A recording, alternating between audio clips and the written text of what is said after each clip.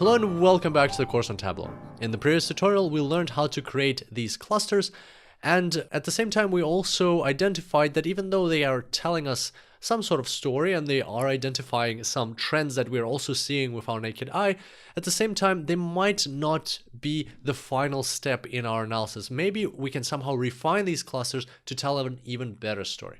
And that's exactly what we're going to do today.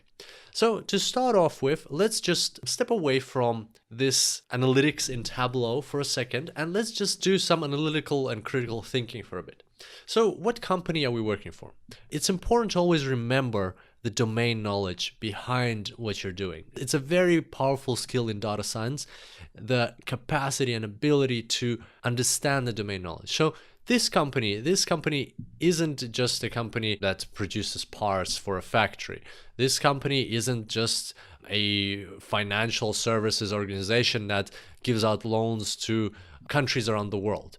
This company deals with people. This company heavily actually relies on people. In fact, this company, what they do is they come to your house, they collect your washing, and then they take it to their store, they wash it for you, and then they bring it back. So it's kind of like an outsourcing of your laundry, that service that they provide. And that's in their entire business. So in this case, as you can imagine, their amount of work that they get is directly proportionate to the amount of people that they can potentially service. So what exactly I'm hinting at is population. To put it very bluntly, the amount of dirty clothes in a city is directly correlated to the population of that city. Other companies that service a population, they might not have such a direct correlation of the amount of work to the amount of people. But for a laundry company, the more people you have, exactly proportionately, the more you will have dirty laundry in that city. So population of a city might play actually a huge role in the analysis that we're about to perform. And that is important to always remember and understand. So what if these cities, so this company, it works all across different parts of the US.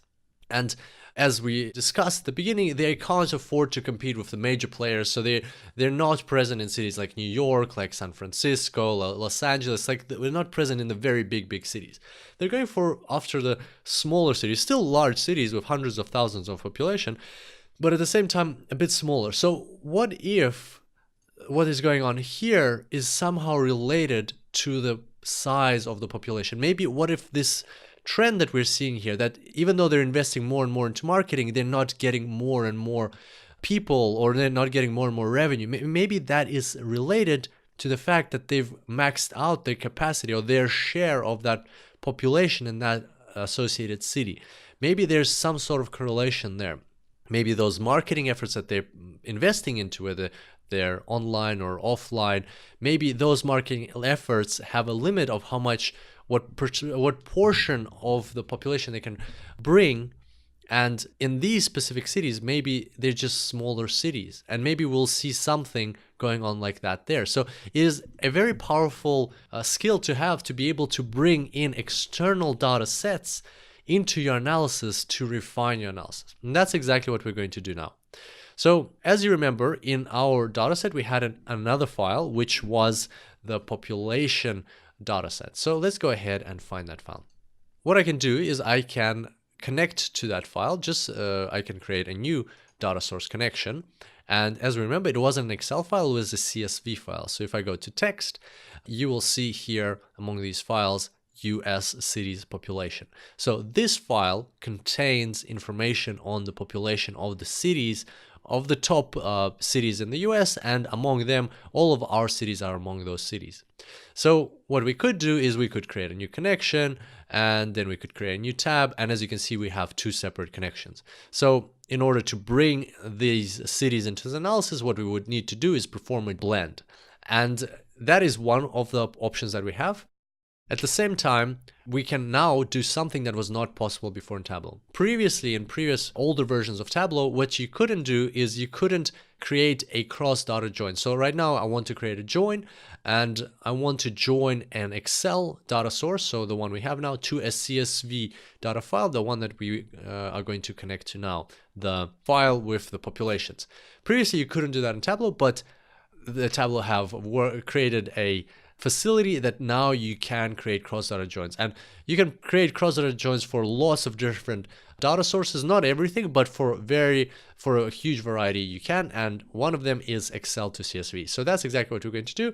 We're going to click the add button over here, and from the drop down we're going to select text file because we're connecting to a CSV file, US cities population, and once we've selected that, as you can see, it has been added. Now, before we talk about this join, first thing that we want to do is make sure it's being performed correctly. If we click on this button here, you'll see that it's being matched by city.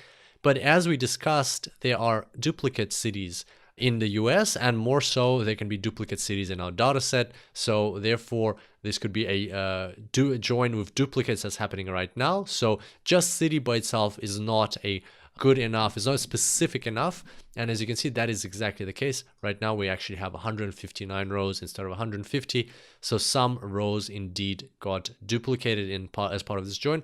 This is something very important you need to look out for, so always make sure you're performing the join correctly. In our case, we want to not only join on city, but we want to join on state from this data source and state from this data source. So we have to make sure that our join is being performed correctly. And now if I close this, you'll see that there's 150 rows, so no duplication has occurred. So if you scroll down, you'll see that there's 150 rows. And it's always a good thing to check, to just double check that you haven't performed any duplication of rows and that the join is performed correctly. And so now moving back to this great feature of cross dataset join, what we actually created here is one of those cross dataset joins. We've got an Excel file on the left, we've got a CSV file on the right. Previously was not possible. Now we can do that. We can connect a SQL database with an Excel file and a CSV file, and also add a MySQL database. So there's lots of different combinations that you can create. A great shout out to the guys from Tableau for creating this functionality. It is going to make analytics much more fun and interesting, and it will allow us to perform analytics that previously we couldn't perform. So that's a great feature. And now we're just going to proceed with this combined dataset. So we can actually just rename it, say combined dataset. And here what we have is the original dataset with the blue lines at the top.